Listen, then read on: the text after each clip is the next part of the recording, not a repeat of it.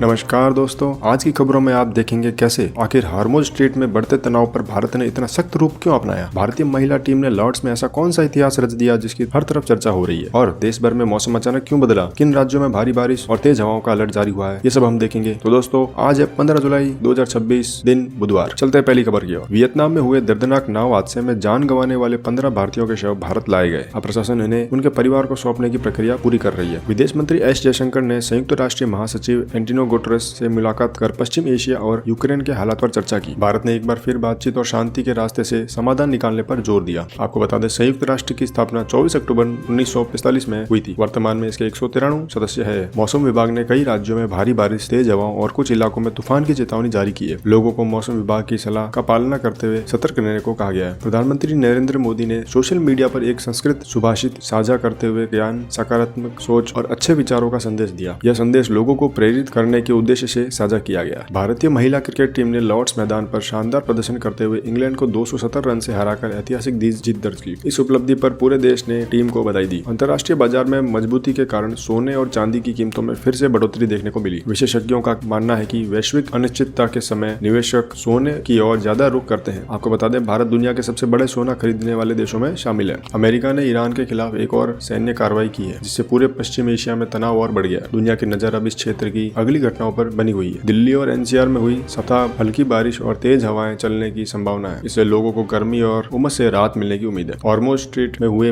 Missile हमले में एक भारतीय नाविक की मौत के बाद भारत ने ईरान के सामने सुरक्षा का मुद्दा उठाया। सरकार इस पूरे मामले पर लगातार नजर बनाए हुए है। अमेरिका राष्ट्रपति डोनाल्ड ट्रंप ने ईरान के खिलाफ कड़ा रुख अपनाते हुए संकेत दिए हैं। उनके बयान के बाद अंतर्राष्ट्रीय राजनीति में नई हलचल देखने को मिली है। भारत और न्यूजीलैंड के बीच मुक्त व्यापार समझौता इस साल के अंत तक लागू हो सकता है। इससे दोनों देशों के बीच व्यापार बढ़ने के साथ भविष्य में सीधी उड़ानों का रास्ता भी खुल सकेगा। आपको बता दें, एफटीए यानी फ्री ट्रेड एग्रीमेंट का उद्देश्य दोनों देशों के बीच व्यापार को आसान बनाना होता है। फीफा विश्व कप 2026 के सेमीफाइनल में इंग्लैंड और अर्जेंटीना आमने सामने होंगे। दोनों टीमों के बीच होने वाले इस मुकाबले का दुनिया भर के फुटबॉल प्रशंसकों का इंतजार है। कारगिल विजय दिवस अभियान के तहत शौर्य विजय यात्रा की शुरुआत की गई। इस अवसर पर सैनिकों के साहस, बलिदान और देशभक्ति को याद किया गया। आपको बता दें, कारगिल युद्ध 1999 में भारत और पाकिस्तान के बीच लड़ा गया था। भारत और स्पेन ने व्यापार, उद्योग और सप्लाई चेन को मजबूत बनाने के लिए कई अहम मुद्दों पर चर्चा की। दोनों देशों ने निवेश और आर्थिक सहयोग बढ़ाने की इच्छा जताई है। आपको बता दें, स्पेन यूरोपियन यूनियन का चौथा सबसे बड़ा देश है। आषाढ़ अमावस्या के अवसर पर प्रयागराज के संगम में लाखों श्रद्धालुओं ने स्नान और तर्पण किया। बड़ी संख्या में लोगों ने अपने पूर्वजों की शांति के लिए पूजा अर्चना भी की। आपको बता दें, प्रयागराज का त्रिवेणी संगम गंगा, यमुना और सरस्वती का संगम माना जाता है। कतर के पूर्व अमीर के निधन पर भारत सरकार ने आधिकारिक शोक व्यक्त करने का फैसला किया। भारत की ओर से एक प्रतिनिधिमंडल श्रद्धांजलि कार्यक्रम में शामिल होंगे। आपको बता दें, कतर प्राकृतिक गैस के सबसे बड़े निर्यातों में से एक है। बैंकिंग और वित्तीय क्षेत्र में दूसरी तिमाही के दौरान निवेश और बड़ी डील्स में अच्छी बढ़ोतरी दर्ज की गई है। विशेषज्ञ इसे भारतीय अर्थव्यवस्था के लिए सकारात्मक संकेत माने जा रहे हैं। भारत ने संयुक्त राष्ट्र में फिलिस्तीन की पूर्ण सदस्यता का समर्थन एक बार फिर दोहराया है। साथ ही बातचीत के जरिए स्थायी शांति स्थापित करने पर भी जोर दिया है। खाद्य पदार्थों और ईंधन की बढ़ती कीमतों के कारण जून महीने में थोक महंगाई दर बढ़ गई है। इसका असर आने वाले समय में कई वस्तुओं की कीमतों पर भी पड़ सकता है। आपको बता दें, थोक महंगाई को WPI यानी होलसेल प्राइस इंडेक्स से मापा जाता है। केंद्रीय मंत्री पीयूष गोयल ने स्पेन दौरे के दौरान व्यापार, निवेश के लिए कई महत्वपूर्ण बैठकों में हिस्सा लिया। दोनों देशों के आर्थिक संबंधों को और मजबूत करने पर चर्चा हुई। कारगिल विजय दिवस अभियान के दौरान देश के वीर शहीदों को श्रद्धांजलि दी गई। इस अवसर पर देश की सुरक्षा और सेना के बलिदान को याद किया गया।